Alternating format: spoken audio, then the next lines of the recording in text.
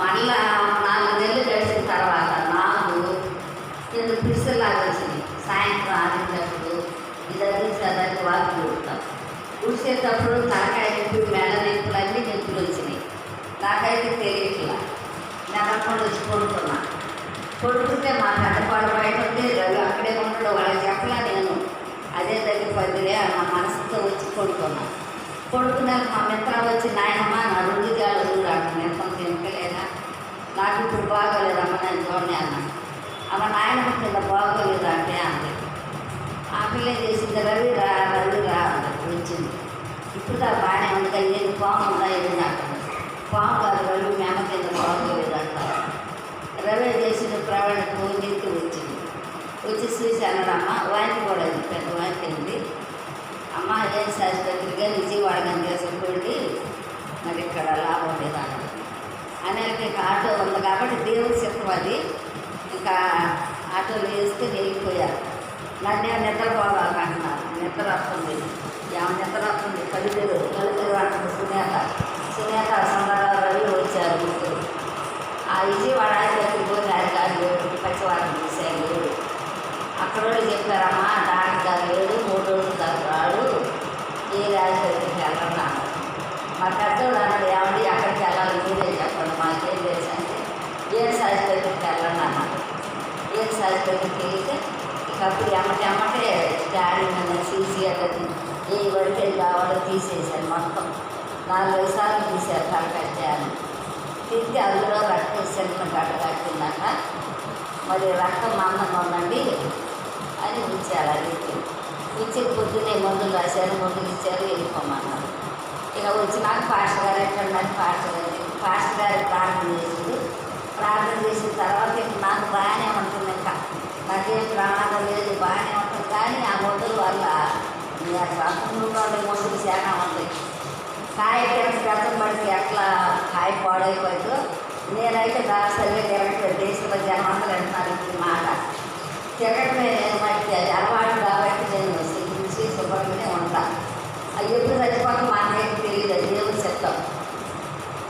ఎన్ని రోగాలంటే నాకు తెలిసి పాస్టర్ గారి కూడా తెలుసు. థైరాయిడ్, బీపీ, షుగర్, డయాబెటిస్, మెరుపు ఇంకా ఇప్పుడు కొత్త ఇంకా ఉంటాయి. వీటన్నిటికైనా కూడా దేవుడు బయటకిచ్చిండు, కాపాడే కోడికిచ్చిండు. ఈ మధ్యలో మళ్ళీ చేసింది, రగడ కోళ్ళు అని చచ్చిపోయింది.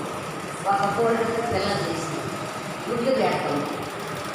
గుడ్డు పెట్టి ఏం చేసింది, 4 రోజులు బాగా కానొచ్చేది, 1 రోజు కానరాలి, 2 రోజులు కానరాలి. రగడ కోడి అంటే రవి కోడి చచ్చిపోయింది. అబ్బాయి ఒకటే తగ్గింది, కోడి చచ్చిపోయింది, దాని కోడి చేసింది. ఆ తర్వాత నేనే చేస్తున్న దేవుని అడుగుతున్నా, ఏసయ్యా వీడికొస్తాయి ఒక కోడి, పాప ఒక కోడి పోయింది, నువ్వు 100 లేదనేవాడు, లేదని ఉన్నట్టు చేసేవాడు కదా. ఈ కోడి ఎందుకు దొరికిందంటే ఎంత సంతోషమో, ఎంత గొప్ప సాక్ష్యం ప్రభుడికి. నాకు రాత్రంతా కానాలా, పొగులంతా కానాలా, ఈ కోడి ఏమైతుంది మొత్తం కుక్కటింది అనుకునే సమయంలో అదన్నీ పోయి అన్ని దొరికి అయిపోయింది. ఇదేం చేసింది, గ్యాస్ చేసి ఇంటి వందనాలు చచ్చిపోయిన కోడి ఒకటి నా కోడి ఉన్నది, నేను సాక్షి చెప్తాను అనుకున్నా. ఆ కోడి దొరికిందని బాగా నాకు మనం శాఖ పంపించేసరికి అన్నమాట పోయి అనుకుంటున్నానే ఇంకేసి అయిపోయింది. అప్పుడేం లేదు, 3 రోజుల తర్వాత గొంతునే పడుతుంటే మరిగా నా గొంతులో ఉందా కదా చెప్పమని మా నాన్న చెప్పాను. మీ నాన్న మీరు చెక్కలు వచ్చేస్తారు నేను చెప్పమని చేస్తాను అని అంటే, ఏసయ్యా 20 రూపాయలు పెట్టాలనుకో నా పాస్టర్ గారి కాడ, నేను పాస్టర్ గారి సార్ ప్రార్థన చేయించుకోను, దానికి అడిగిపోను, నువ్వు మట్టి నా గొంతులో నువ్వు లేకపోతే తెలుసుకున్నాను, నేను మట్టి పోను.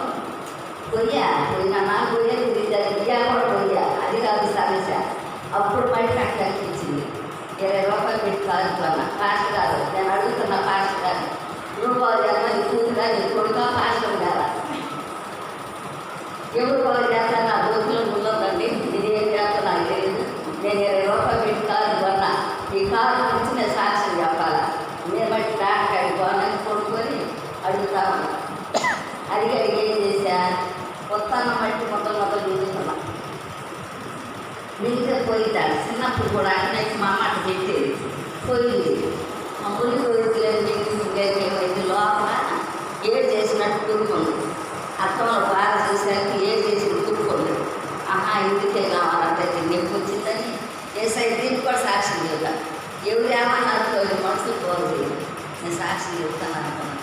సాక్ష్యం చెప్తా అది కానీ ఇప్పుడు కూడా కొడలని ఎప్పుడు బాగోలా ఇంత కూడా ప్రవాడి గారికి వచ్చా పాస్టర్ గారికి చెప్పాను. మీ అందరూ ప్రార్థన చేసి మా పిల్లల కోసం నాకు వస్తుంది ఆయాసంగా ఒప్పుగా ఉంటుంది. ఇప్పుడైనా పిల్లలకి కాదు వస్తుంది ఒక్కడ బయటకు వచ్చేసి శ్యామంలో ఉండలేను జన్మ కూడా తింటకూడదు. ఇది నాకు అందుకని ఆలోచన ప్రార్థన చేసి వందనాలు.